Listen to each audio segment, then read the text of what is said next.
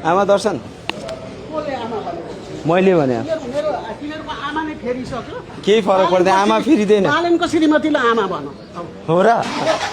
यो भिडियो छ नि सुशीला आमाको, हजुरहरू कतिजनाले हेर्नुभयो होइन। सुशीला आमाको चाहिँ म पनि एकदमै ठुलो फ्यान हो। उहाँ प्रधानमन्त्री हुँदाखेरि उहाँका अभिव्यक्तिहरू, जुन प्रधानमन्त्री भइसके पछाडि जुन उहाँले बालेन शाहलाई जुन बागडोर सम्हाल्न दिएर निस्किनु भएको थियो, त्यो देख्दाखेरि नै एकदम सुशीला आमाले चाहिँ हुन्छ नि एउटा जिम्मेवारी पुरा गरेर चाहिँ निस्किनु भएको। उहाँको जीवनको उत्तरार्धमा जुन काम नेपाल यस्तो अवस्थामा थियो होइन, जेनजी आन्दोलन पछाडि उहाँले चाहिँ बागडोर सम्हालेर एउटा देशलाई निकास दिनुभएको थियो होइन। उहाँको पालामा यस्तो यति शान्तिपूर्ण निर्वाचन भयो, सायद कसैको पालामा पनि यस्तो शान्तिपूर्ण भएको थिएन होला। एउटा महिला प्रधानमन्त्री भएर उहाँले जुन गर्नुभएको थियो त्यो चाहिँ उहाँको मात्र एउटा भाषणले चाहिँ, भाषण पनि के भन्नु, उहाँले रिसाएर जुन अभिव्यक्ति दिनुभयो होइन, त्यो चाहिँ एकदमै के भन्ने त्यसलाई,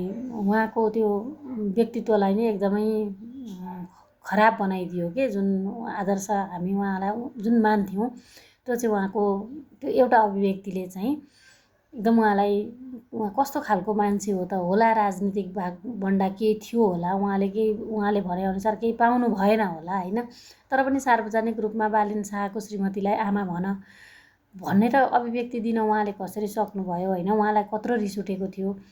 अलिकति सार्वजनिक पदमा बसिसकेको मान्छे, देशको यस्तो प्रधानमन्त्री जस्तोमा भइसक्नु भएको मान्छे, यस्तो सामान्य व्यक्तित्वले यस्तो कुरा गर्न त, त्यो पनि पत्रकारको अगाडि त्यसरी भन्नु, र त्यो त अब भन्नु नै एकदम गलत कुरा हो जस्तो लाग्छ होइन। हो, उहाँले गर्नुभएको योगदान चाहिँ एकदमै अतुलनीय छ होइन। कसैले पनि उहाँको ठाउँमा अरू कोही भएको भए यति शान्तिपूर्णसँगले निर्वाचन गर्न सक्दैन थियो होला होइन।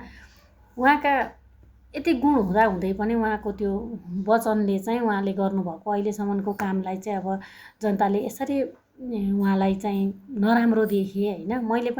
म पनि उहाँको एकदमै ठुलो फ्यान हो है। पहिले उहाँ प्रधानमन्त्री हुँदादेखि लिएर गएर उहाँले त्यो जुन निर्वाचन गराइसके पछाडि बालेन प्रधानमन्त्रीको शपथ लिँदाखेरि उहाँलाई देख्दाखेरि लाग्थ्यो क्या, उहाँ कस्तो खालको व्यक्तित्व, उहाँबाट धेरै कुरा सिक्नुपर्छ जस्तो लाग्थ्यो होइन। अब उहाँको हिजोको अभिव्यक्ति चाहिँ यति के भन्ने त्यसलाई, त्यो काहीँ कोहीसँग तुलनै गरेर नमिल्ने खालको अभिव्यक्ति दिनुभयो के।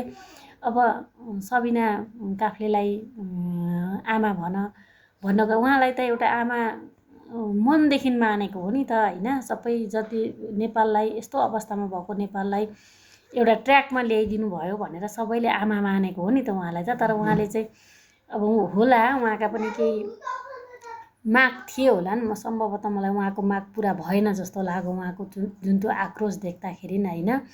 राजनीति भनेको कुरो यस्तै रहेछ है। हजुरहरूलाई कस्तो लाग्यो हिजोको जुन अभिव्यक्ति थियो व्यक्त गर्नु होला है।